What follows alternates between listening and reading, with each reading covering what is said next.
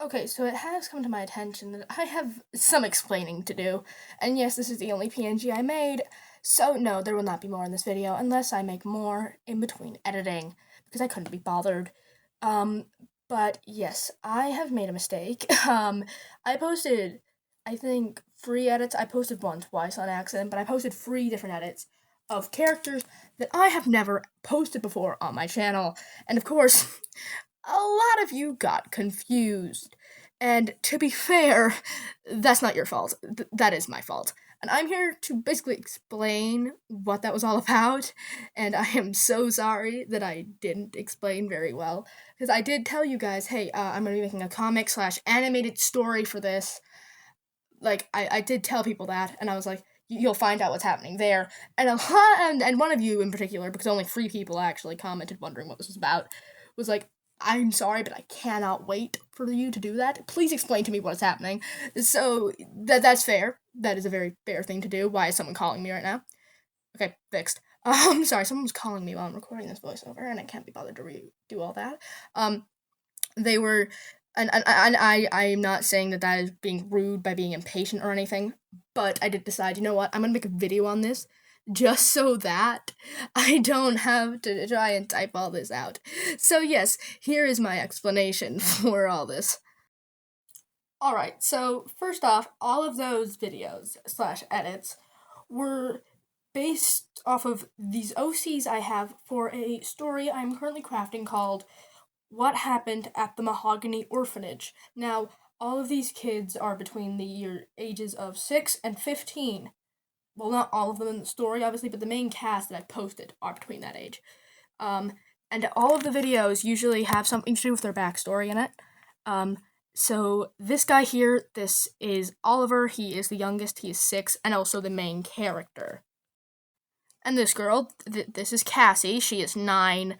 She is she is a character who knows what's happening at the orphanage, but the people working at the orphanage have punished her before for talking about it, so she's too scared to. That's what the Guess I Gotta Wash My Mouth Out with Soap edit was, like by Soap by Melanie Martinez, which is sad because I don't like Melanie anymore because of what she's done. And then there's this guy. This is Leo. He is one of the other main characters. He is like the protector. He likes to protect all the other kids because he was abused as a child, and he protected his siblings from his parents. And then this demigirl, this is Charlie. She is the oldest. She is 15. Now, all these kids do collectively go to the orphanage. They all I say go to the orphanage as if it's a school. They all live at the orphanage. Charlie has been there, Charlie's actual name, Charlotte. Charlie has been there the longest, having been there for 10 years.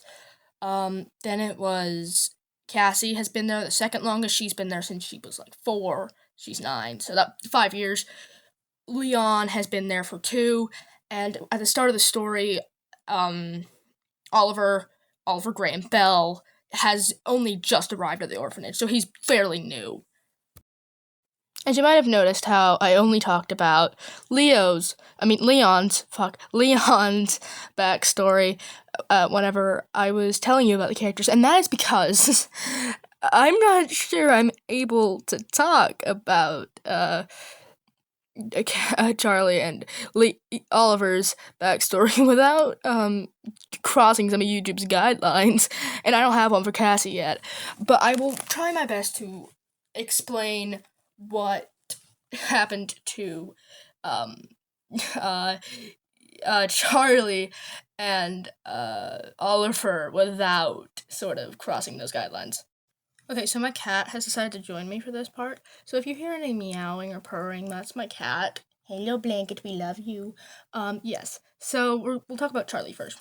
Good old Charlie. So I don't really have anything for her before she joined the orphanage, but I do know this. When she joined the orphanage, one of the older male staff members, violently SA'd her. I don't know why I've decided to do this. I've just decided that I wanted this to happen. So that was a big toll on her. She doesn't trust any of the male staff anymore. Well, she doesn't trust the staff in general, but you know what I mean. So but now she is a lesbian and a demigirl, and you notice the wrappings on her chest. That's because she wants to try and bind the things that make her look feminine that might have attracted okay, blanket, get away from the microphone, or the tablet, sorry. That's because she wants to bind the feminine things that might have attracted the worker. Now, I'm not saying that she had boobs at 5, or like 6, or whatever the age she would have been whenever this happened, but you get what I mean. And now let's talk about Oliver.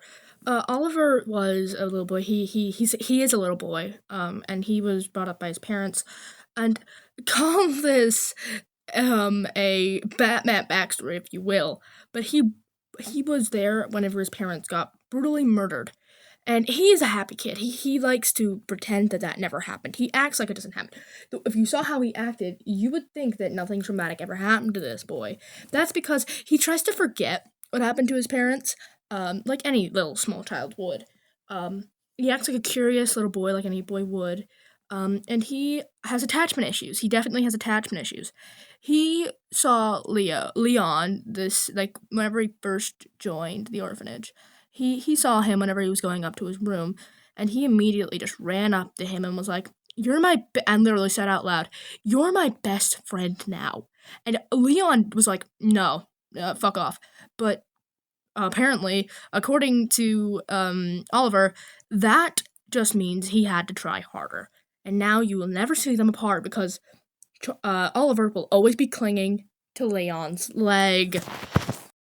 Okay, now that I've gotten that out of the way, I think it's about time I talked about what the actual story of this show/comic is going to be. Basically, while they're all asleep, Oliver decides to get up because he doesn't know where the bathroom is yet.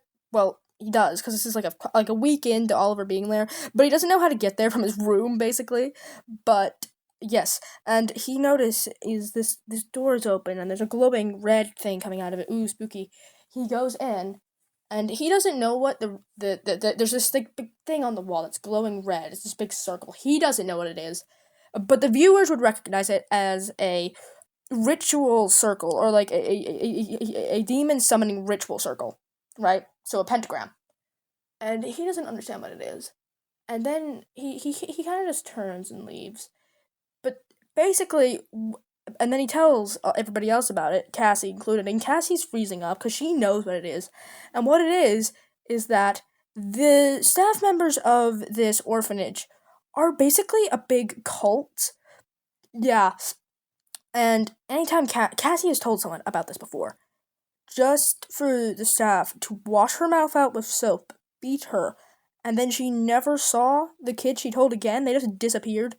So basically, she has that burden on her, and she doesn't want to. And sometimes she does say very cryptic things, like the monster is or like she would say cryptic things like, I don't know. Let me think.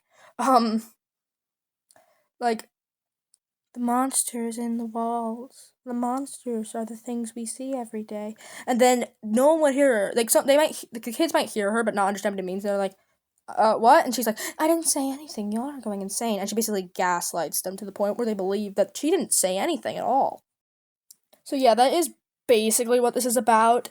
I would go into more detail, but I don't necessarily want to spoil the whole storyline in case any of you guys are actually interested in me making this into a fully fledged series.